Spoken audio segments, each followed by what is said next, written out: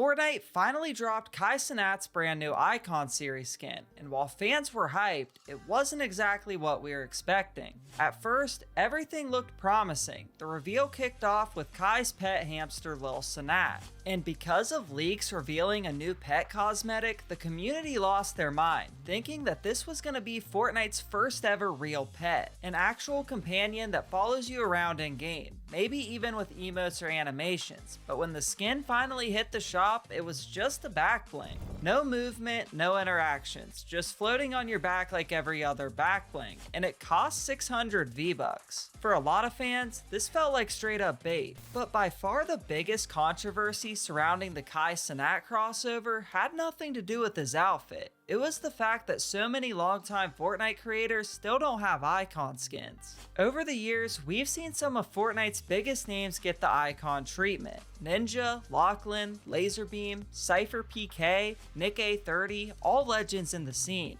But here's the thing, Cenat isn't even known for being a Fortnite creator. Yeah, he streamed the game a few times, but Fortnite isn't really his thing. Meanwhile, creators like Typical Gamer, who've been grinding Fortnite daily for over half a decade, still have no icon skin. Even OG legends like Tfue, who helped make Fortnite popular, still don't have an icon skin. Honestly, it may be an overreaction, and I'm sure we'll see more Fortnite creators added to the game in the future. Another move that left players scratching their heads came with the addition of the Batmobile. Before being added to Fortnite, the Batmobile could be purchased in Rocket League through the DC Superheroes DLC for $3.99, but when it finally arrived in Fortnite, it was 2,500 V-Bucks. If you were lucky enough to already own it in Rocket League, you got it for free in Fortnite, but a lot of players felt like this was way too expensive.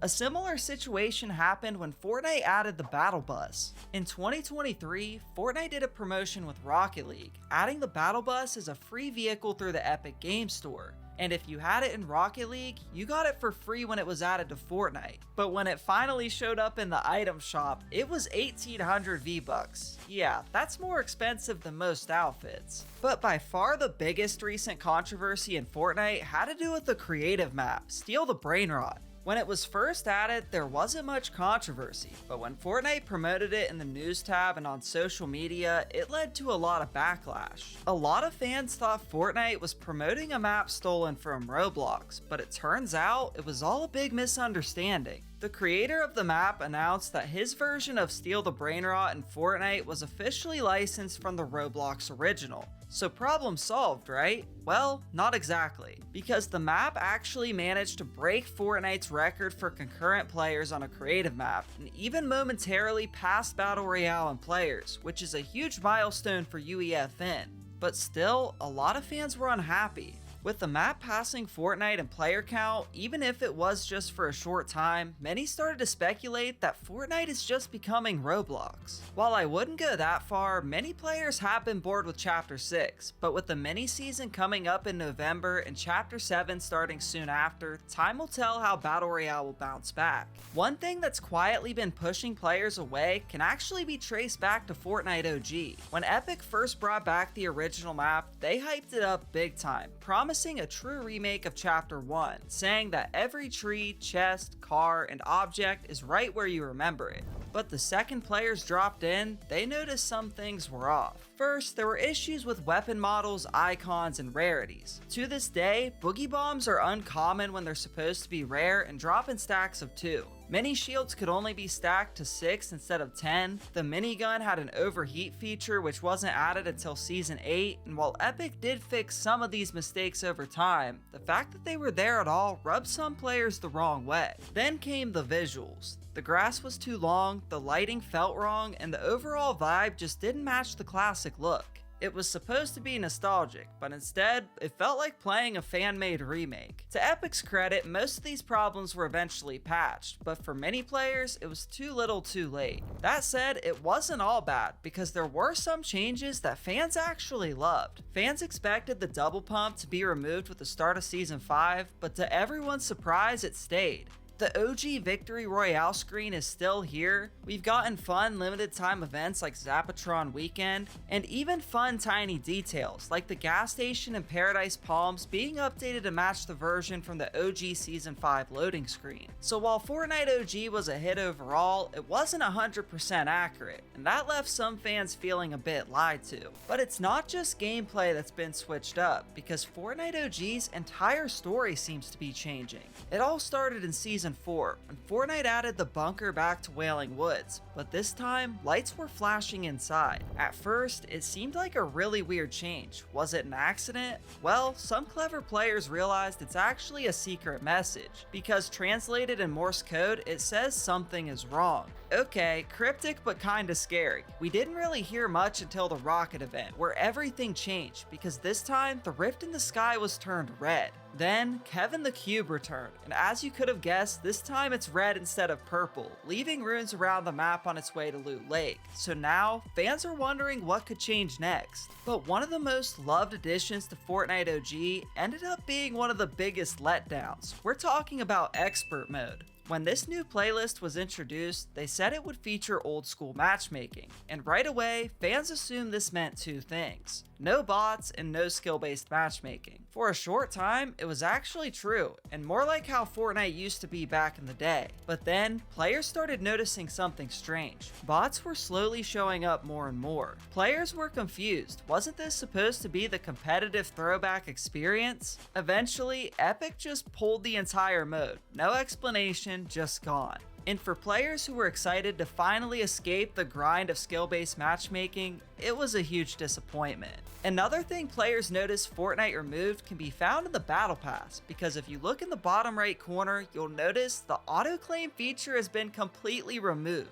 With so many different passes in the game now for BR, OG, Festival, and LEGO, the auto-claim feature was super helpful, and fans were shocked to see it taken away. Now you'll have to check the pass tab between games to see if you earned rewards, and don't forget to claim them. Speaking of Battle Pass rewards many players didn't get, with the release of OG Season 5, fans were hyped for another chance to get Drift. And honestly, the new version looked amazing, easily one of the best Drift remixes we've ever seen. But there was one thing that left players seriously disappointed. If you check the edit styles, you'll notice there's no option to remove the mask. You can even take off the coat, so it doesn't really make sense that Fortnite wouldn't let us take the mask off. Hopefully someday we'll get a bonus style to take his mask off. I mean, it happened in the past with skins like Elite Agent, but with Season 6 almost here, it seems unlikely. But what if Fortnite were to bring back old Battle Pass skins? Okay, don't get your hopes up yet, but leakers have found that in surveys, Fortnite has been asking fans how they would feel about being able to get unclaimed Battle Pass rewards through Fortnite Crew. For years, players thought the old Battle Pass rewards were exclusive and could never return, but in Chapter 5 Season 4, Fortnite changed Battle Passes forever, announcing that all future Battle Pass items can return 18 months after their release. And this survey leaves a lot of questions to be had. Would we only be able to claim Battle Pass items we bought but never unlocked? Will it only include Battle Passes after Chapter 5 Season 4, or could we see OG Battle Passes make a comeback? Keep in mind, Fortnite brings up a lot of ideas through the surveys, and not everything ends up coming to the game. But it is interesting that it's being asked. But what if I told you there was one Battle Pass item that actually came back? Despite Fortnite usually not allowing old Battle Pass items to return, there was a skin from the Season 2 Battle Pass you could get through a contest. Because in Season 4, Fortnite introduced the Boogie Down Challenge, and the winner would get their own emote in-game.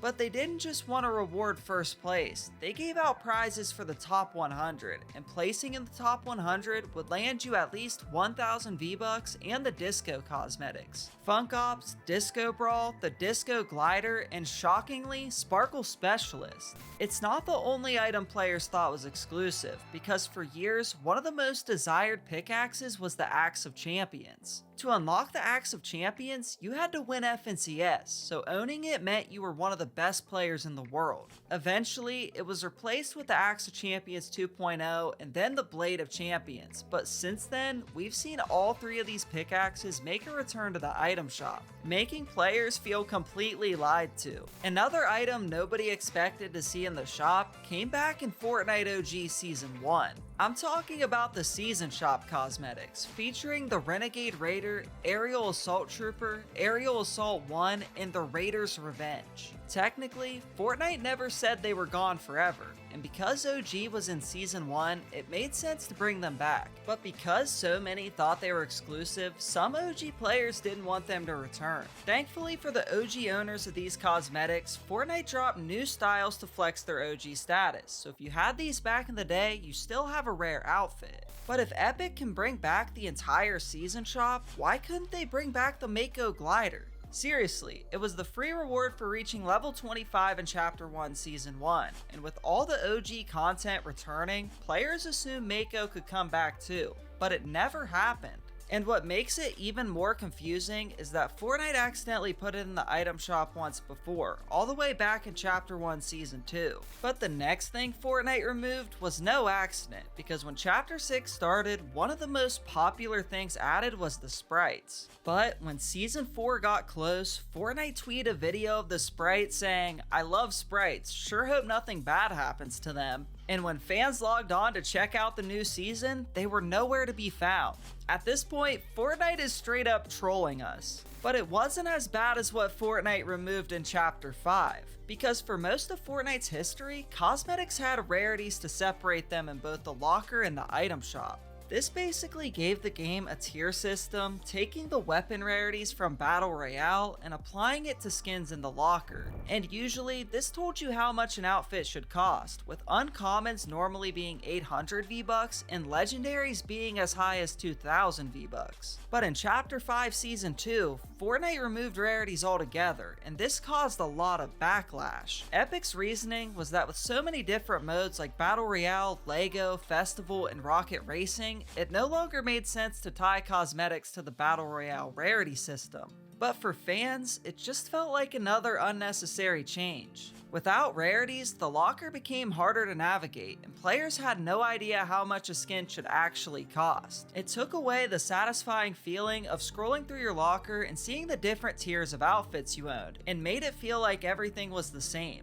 And one thing we know about the item shop is that Fortnite says the items don't grant a competitive advantage, but they never said anything about a competitive disadvantage. We know a lot of players avoid using bulky skins that block your screen, like Thanos or Cable, but we have skins that are way more pay to lose, like the Party Royale skins that make you really easy to see. Then you've got the Slurp Legends pack. These skins literally show your exact shield level to other players. And don't even get me started on the Hitman outfit. I mean, he's literally a walking target. But fans haven't just been disappointed by pay to lose outfits, because every so often, Fortnite sends out a survey to random players, showcasing future skin concepts. And some of them look incredible, but here's the problem. Sometimes when these skins finally show up in game, they're a massive downgrade. First you have Paxton Price, whose concept looked awesome with insane effects, but when he finally showed up in game, yeah, they were basically all gone. Then you have Aphrodite, and while her outfit in game still looks good, it was definitely simplified a lot. And you can't forget about Odyssey, who originally had this awesome helmet with a flame coming out of the top, but if you check it out in game, it's nowhere to be found.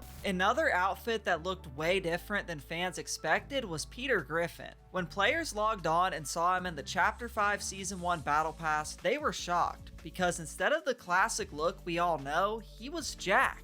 Yep, they gave him a fit, muscular build, and players immediately assumed Fortnite did this to make him less bulky, maybe to avoid the whole pay-to-lose situation. But here's where it doesn't make sense. When Fortnite added the giant chicken and Cleveland Brown, yep, they kept the same build they had in the show. Who knows, maybe Fortnite did this so they can add another Peter Griffin outfit in the future. Only time will tell. It was a similar situation with the newest Halo skin in the Battle Pass, because when this outfit was revealed, players immediately noticed that she has a way slimmer build than Master Chief. Now, if you're not a Halo fan, that might not seem like a big deal, but anyone who's played the game knows even the female Spartans wear the same heavy armor. But speaking of Halo, there's another thing that left fans feeling completely ripped off. When Fortnite brought back Master Chief to the item shop, everyone was excited for another shot at unlocking his black style, an exclusive variant originally tied to playing on Xbox Series X. But when he finally returned, that style was gone. Thankfully though, So after the backlash, Fortnite decided to make things right by bringing back the edit style too.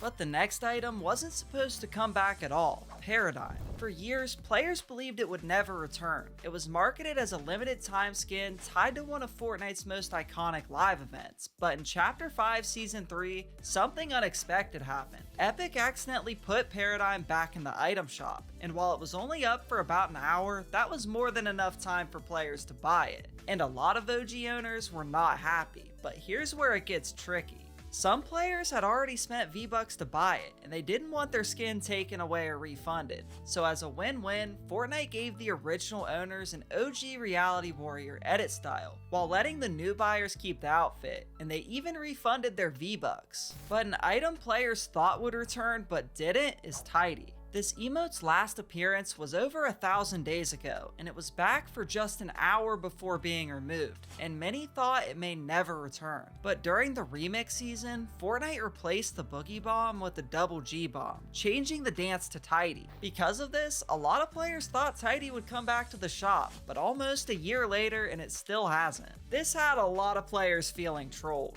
But what if I told you that some Fortnite emotes have basically been banned? Well, sort of. In Chapter 5, Fortnite quietly introduced a new setting called Confrontational emotes, and it completely changed how certain emotes work. Now, emotes like Laugh It Up, Take the L, and others considered toxic are placed under this category. You can still use them, but if another player has a setting turned off, they'll never see it. And while it does make sense for some of the toxic emotes, putting classics like Take the L and Laugh It Up under this setting left a lot of players feeling like they made the emotes useless. But that's all I have for you today, and if you enjoyed this video, you'll probably like the one on screen now, and I'll see you there.